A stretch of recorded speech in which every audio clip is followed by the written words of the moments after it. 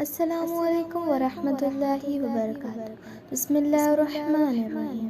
ऐं बनी इसराइल यहूदी यानी हज़रत याकूब अलैहिस्सलाम जा औलाद मुंहिंजा उहे एहसान यादि करियो जेके मूं अव्हां सां कया हुआ ऐं अव्हां मूं सां कयल अंजाम वाइदे खे पूरो कयो यानी मोहम्मद सल्लल्लाहु अलैहि वसल्लम ऐं क़ुरान ते ईमान आणियो त मां बि अव्हां सां कयल अंजाम वाइदे खे पूरो करियां। अव्हां फ़क़ति मूंखां ई ॾिजो।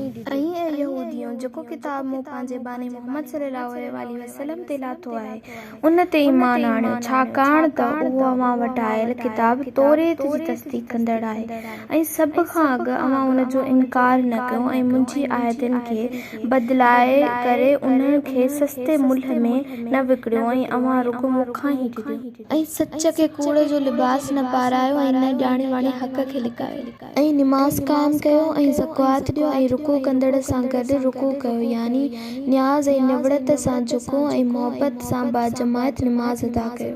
छा तव्हां ॿियनि खे त नेकी इख्तियार करण जा हुकुम करियो था पर पाण विसारियो था हालांकि अव्हां त अल्लाह जे किताब तौरेत जी तलावत बि करियो था। छा तव्हां अकुल ऐं होश का कम नथा वठो? तकलीफ़ ऐं मुसीबत वक़्तु सब्र ऐं निमाज़ सां अल्लाह खां मदद वठो।